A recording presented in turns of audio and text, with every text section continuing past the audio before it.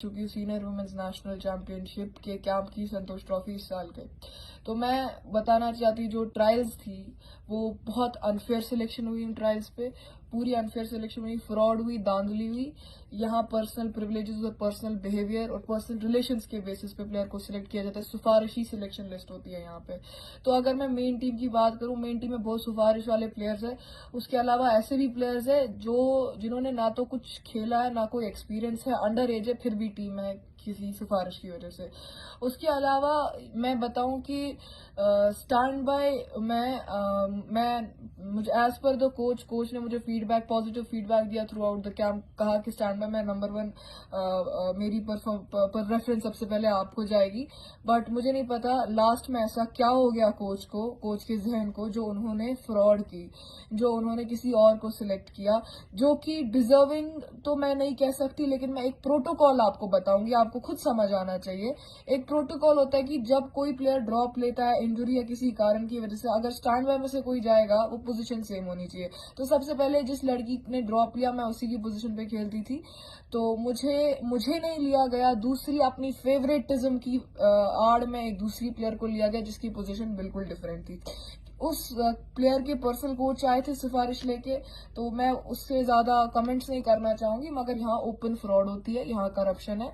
यहाँ पे इनफैक्ट मैं बात करना चाहूंगी one of the best player of Jammu and Kashmir, जिसने बहुत नेशनल्स खेले हुए हैं, 4-5 नेशनल खेले हुए हैं, उसको ट्रायल्स में ड्रॉप कर दिया गया बिकॉज ऑफ पर्सनल रीजंस। मैं उसके लिए भी आवाज उठाना चाहती हूँ क्योंकि वो बेस्ट प्लेयर थी। उसके बरक्स मैं बात करूं कि मैं मैनेजर के रिलेटेड बात करना चाहती हूँ, क्योंकि आप मुझे यहाँ समझ नहीं आता कि मैनेजर अगर रखी गई है सीनियर टीम की तो वो किस बेस पे रखी गई है। जो सीनियर टीम की मैनेजर है, जो कि जम्मू की है, तो उस मैनेजर को किस बेस पे रखा गया? क्योंकि वो खुद सीनियर विमेंस नेशनल टीम की एक प्लेयर रह चुकी थी, जिसका फुटबॉल करियर तो जीरो था। इनफैक्ट फिजिकल फिटनेस भी उनकी नहीं है, तो उनको मैनेजर क्यों रखा गया?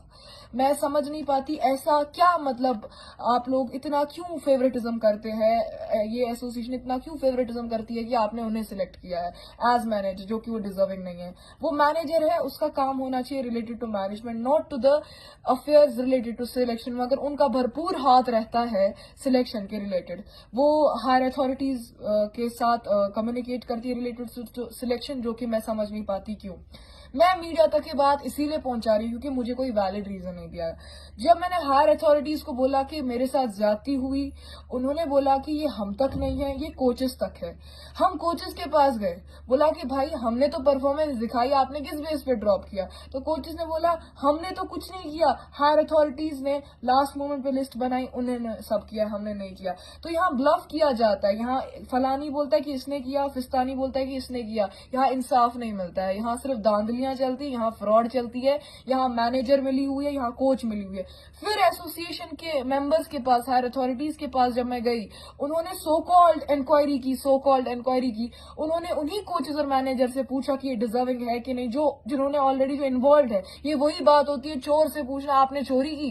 तो मुझे इंसाफ चाहिए, क्योंकि यहाँ बहुत फ्रॉड और बहुत धांधली होती है।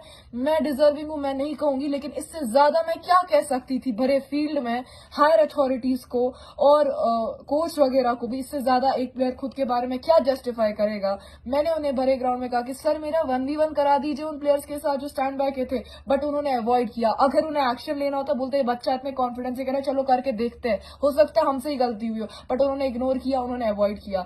मैं बोल रही हूँ मैं डिजर्विंग हूँ कि नहीं, वो आप लोग खुद देख सकते हैं लाइव ट्रेनिंग सेशन से और लाइव मैच से। उन्हीं प्लेयर्स के साथ जिन्हें लिया गया, जिन्हें एक्सपीरियंस नहीं है, उन प्लेयर्स को लिया गया, जो जान पहचान के उन प्लेयर्स को लिया गया, रिश्तेदारी को निभाया गया, टैलेंट को बर्बाद कर दिया गया। फिर आप कश्मीर से, जम्मू एंड कश्मीर से रिजल्ट एक्सपेक्ट करते हैं, वहां से रिजल्ट नहीं आएगा क्योंकि यहाँ से सिफारिशी प्लेयर्स जाते हैं।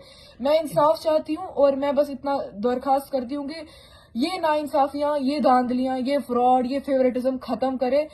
स्पोर्ट्स हमें फिजिकली मेंटली फिट करता है।